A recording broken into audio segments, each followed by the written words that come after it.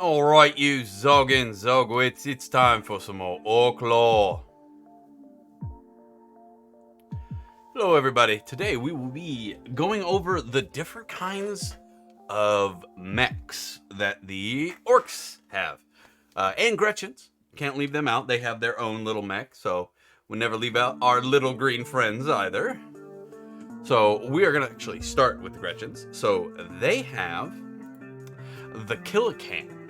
Now, it's a, more or less, there's like 3 or 4, 2, 3 Gretchens, 3, 4, you know, how many ever Gretchens they can shove inside the thing. And it just runs around. It's almost like an oversized Terminator suit with little tiny green men in it. You know, this is worst case scenario for any of the alien enthusiasts out there. Little green men inside of a thing with choppy bits. But for the most part, the Killcan is a rather useful tool. So one, in the eyes of the orcs, they're like, well, if it gets blown up, that's just some Gretchens dead. Who cares? You know? And if it takes out a few humies in the process, or a few other orcs, or Tyrannid, or whatever other squishy bits it can get a hold of, that is all the better. They often have, like this one in particular, has 2 cutting arms and and 2 big shooters on. They can come with flamers, custom mega blasters, boom cannons, all sorts of different weaponry can be attached to it. Sometimes they're attached to the arms, so they can articulate the weapon better. Sometimes they're attached to the side, such as the one you see here. It really just depends on which variant they're in, and that's going to be all over the place. So no 2 orc vehicles are the same. They can't really, like, there's no set schematic of how to build a Killcan or build, you know, a Morkanat or a Death Dread or anything like that. Death Dreads are an orc version of this. I'm not going to really go over it because it's basically the same thing, just a little bit bigger. So it is the one that I left out for brevity in the video. But I just imagine a larger version filled with an orc and Gretchens. And that's basically the only difference. You know, you get a couple more arms, a little more guns, but it's basically the same thing. So that is a Killcan and the Death Dread. They're useful, but they're small, easy to make. They're often in smaller armies. Now, from the Killcan, we go to 2 variants of a very similar walker. You have the Morkanat and the Gorka Knight. And we'll go over each one a little bit in what the difference is. So they're both going to have either the Claw or Fist of Gork or Mork, depending on which faction they prefer. This particular one up right now is a Morkanat, and the easiest way to tell the difference is the Morkanat often has a custom force field, so it gives protection to those things around it. It's basically a void shield on legs with energy weapons versus the Gorka Knight, which is going to have more conventional stuff. But there is there's no saying that the Morkanat or the Gorka Knight can't have plasma-based weaponry or flamers and things like that. So they're often going to have guns, shooters on the Fist of Gork. That is where they usually are. And then they're going to have one main weapon on the other arm, and usually a belly gun of some sort, be it a flamer, another big shooter, a plasma weapon. So there's going to be something in there. So it's not going to be the main gun, but it's going to be usually similar in nature or utilitarian. So, but these guys are pretty big. The other variant here, the Gorka Knight, as you can see, he's again got the Fist of Gork, but instead of having plasma-based weaponry like the other one, he's got a big rotating cannon that makes lots of booming noises, right? But in general, the size and construction of these two are similar. And again, it has a belly gun of some sort, and it's going to have rockets or something else on top manned by a Gretchen of some sort. But so that, for the most part, covers those. Again, though, no Gorkanats, Morkanats, Killcans, all these things usually start out as the same thing. So imagine you start out with a Killcan. Well, you want to strap more explodey bits to it, you know, or more boomy bits, or whatever. Some zap guns, something of that nature. So the war boss will say, make it bigger. And over time, they will get bigger and bigger and bigger. This is a Stompa. Now, Stompa is where we're going to start entering this realm of a whole bunch of different things, all called the same damn thing.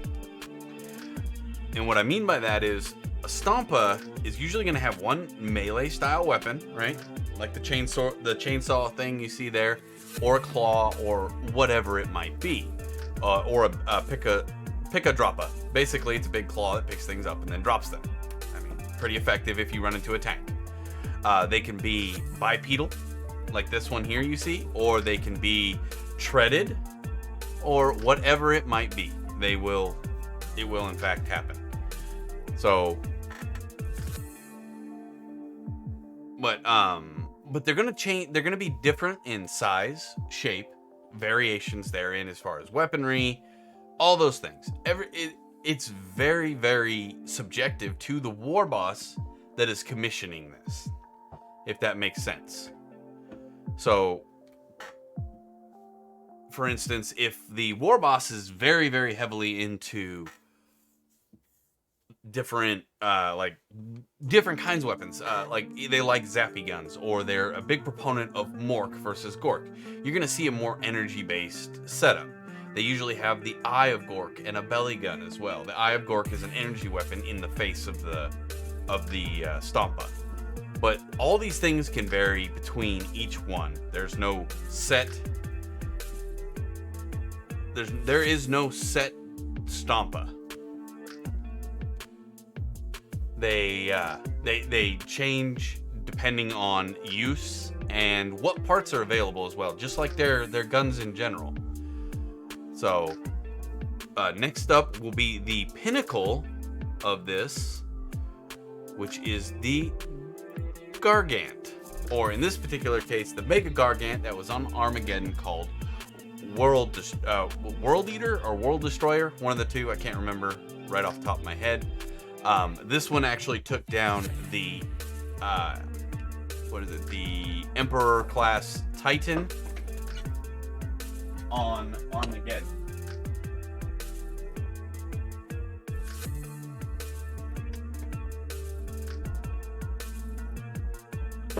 Sorry, folks. But yeah, so now these are what a Stompa can become. So they'll take lots and lots of bits and strap them to them. They cannot, however, these are often treaded vehicles with things that look like legs, as you can see in this particular picture, but they're gonna have tons of guns. The more guns, the better. Rockets, claws, just all sorts of different things. They don't ever stop growing, just like an orc never stops growing.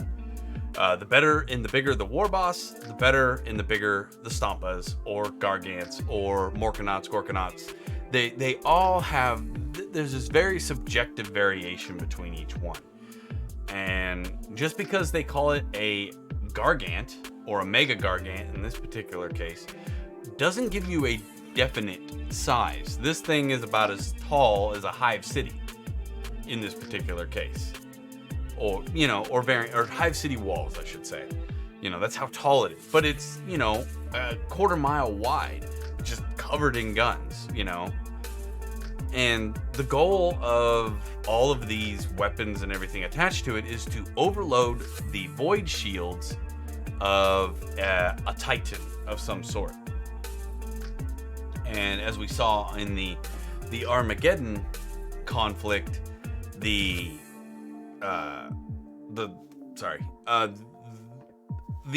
Titans in general were just decimating the Stompas, and they are the better. the better technology. Like, they have really awesome weapons. However, in hindsight, like, they're like, well, we have 4 of these Titans on Armageddon. Well, it doesn't really matter because there's 50 Gargants. Does that make sense? The amount of time and energy put into one Emperor class Titan is infinitely more complex than 4. It is a 4-to-1 ratio in the amount of complexity. Like, they have to pray to the gods just to shoot the gun, you know, to the mech god, just to shoot the gun on the Emperor class Titan, because it's a blessed weapon, right? And now, don't get me wrong, that weapon is basically a starship weapon. You know, that's the same thing that's on a battleship in space. It's just strapped to a Titan that can melt a Gargant in one hit. However, if there's 3 Gargants, they can kill 1 Gargant. The other 3 will kill the Titan. And that's kind of sort of what happens when orcs win in that fashion. They have a tendency to just build more. They may not be to the same level or sophistication as the ones that the Imperium has, but just like most things the orc build, more is better. So the more of them there are, like, they can take out 3, but there's 50 more Gargants to take their place. So that's a lose-lose situation for them. They're like, if we lose this one piece of equipment, we're out a tremendous amount. If a orc warg loses 1 Gargant or 1 Stompa, they're out, you know, 50 orcs, a couple hundred Gretchen, in the case of a Mega Gargant, and some scrap. Now, what they're going to do is they're going to use those other Gargants and Stompas and things to destroy the Titan, and then salvage everything off the Titan to make another Gargant. That's what makes them so very powerful, is you destroy something, like when the Titan destroys this, he's gonna blow off half of it, right? Well, that doesn't mean that it's completely destroyed. There's still worky bits, as they like to say. So they'll take the parts that are left, strap the new parts from the Titan onto it, and they will create an even bigger Gargant. Like I said, it is a lose-lose situation for the Imperium in this scenario. But I love the orcs. They can take anything and turn it into anything. But I hope you have enjoyed this video about the walkers throughout the orc world. Now, I will say this is one little caveat. Nothing I have shown you is a 100% representation of all the Gargants, Stompas, Gorkanats, Morkanats, Killcans, Death Dreads. No. They can all vary in many, many ways. And that's what makes orcs fun on the plastic model side, too. I can take a Titan model. Like, let's say somebody has a broken Titan model. All right, and they're like, well, I don't want this. Or they got a mismanufactured one from Games Workshop, and they've got some of the bits. And now Games Workshop is usually pretty good about if you say, hey, you know, you pull out all the sprues, and you're like, hey, man, and you take pictures and you send it to me like, I bought this. It's missing pieces, you know, I'm missing like 2 sprues from it or something like that. They will usually just send you another one. Which is kind of counterproductive for as much as you spend on them. And I understand that, but you got to understand too that, in all honesty, a Titan for Games Workshop is about $5. So the amount that they pay for their models and the amount you pay for their models are 2 entirely different things. And I'm talking about raw production costs. Now, there's the design and the dyes and the molds and all that stuff that they have to pay for, and that's one thing that you add on to it. But in the grand scheme of things, they're out $4 worth of plastic. $4 to $8 worth of plastic, right? It's not that much. And then they'll send it to you, and then you have all these extra bits. Well, if you have a buddy who's a orc player, you can sell him all your extra orky bits, or all your extra knight bits, and he'll take some orky bits and we'll slap them together, And then he can have a Stompa while you have a Titan. And you get, you know, a quarter or whatever back for, you know, a quarter of the amount of cost for your Titan anyway. Or your Knight in that particular case. But so remember to always share your extra bits with all your Ork players, all your Ork buddies, because they want them, because they can strap them onto things and make cool new stuff. All right, guys, thank you so much, and remember, you're a bunch of Zog and Zogwits, and we'll see you next time.